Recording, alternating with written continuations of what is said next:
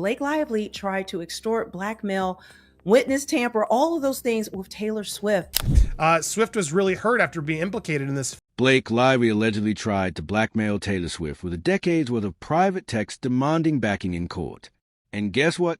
The judge isn't having it. You think about it, how Taylor all these past few months has been denying that she knows anything about it. She hasn't been part of it. She doesn't want to be involved. But they were behind the scenes already sharing this information with Brian. Blake keeps pushing his patience with PR stunts and legal chaos. And now even the court is fed up with a diva-level delusion. Responds directly to an affidavit that Justin Baldoni's attorney, Brian Freeman, submitted to the court, and we've got the So let's just rip the Band-Aid off. Blake Lively got accused of blackmailing Taylor freaking Swift. Yeah, Gossip Girl turned Gaslight Girl real fast.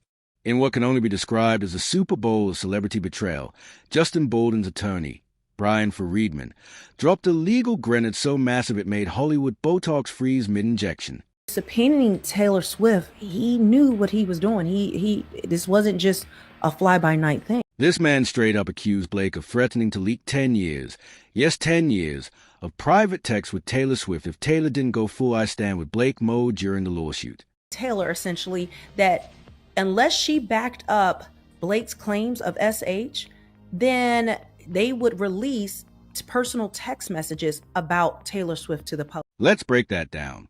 Imagine being so entitled, so desperate for backup in your PR dumpster fire that you allegedly corner one of the most powerful women on the planet and say, "Back me or I'm unleashing the receipts." Like, is this a friendship or a hostage negotiation?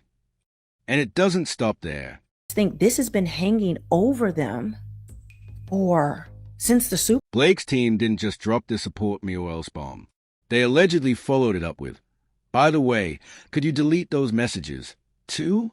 Because if you're going to threaten someone, might as well try to destroy the evidence while you're at it, right?"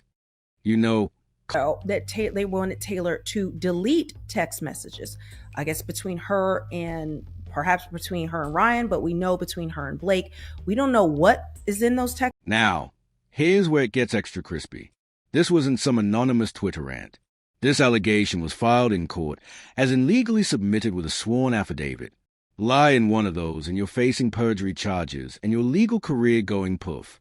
So Brian Freedman wasn't just talking trash. He was betting his license on this. He literally said, "I'm a lawyer. I'm standing by this. And if I'm lying, you can despar me. That's not tea. That's a boiling pot of scalding truth ready to spill." Brian Freedman wrote to the judge.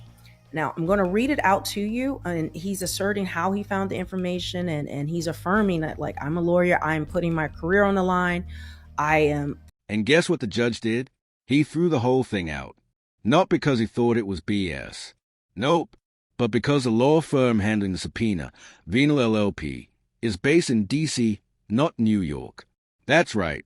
Judge Louis J. Lyman basically shrugged and said, "Yeah, not my circus, not my jurisdiction." Blake didn't win anything. The court just said, "This isn't..." Today, it was known that Judge Lehman had striked the letter that Freeman sent him, explaining why he needed to subpoena. Now, let's talk about that affidavit for a second because the details are nuclear. It's Valentine's Day, February 14th, 2025. While the rest of us were wondering why we're still single, Brian Freedman was getting a call from someone dangerously close. Now, from a person very closely linked to Taylor Swift, whom I subsequently called back the same day. Out of respect for the individual in question, I am not identifying them at this time.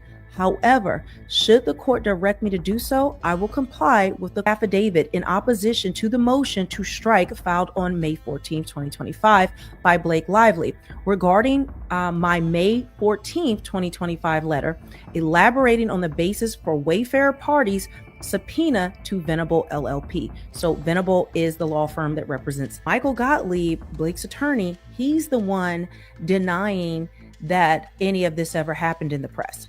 So not only is he defending his client, but he's trying to defend himself. This is why it almost seems like his response is very emotional. Media statement in support of Miss Lively, given her absence from the Super Bowl that year, and stated that if Miss Swift failed to do so, Miss Lively would release 10 years. It's happened without a doubt. I'm taking this as fact. You can bank everything on it. This happened. Salma Hayek, as their ongoing legal battle with Justin Baldoni continues. Yeah, I'm sure this was just natural. Not just any source. Someone with the kind of access most people would sell a kidney for. The call lasted a full hour. 60 minutes of insider drama that makes any Real Housewives reunion look like nap time.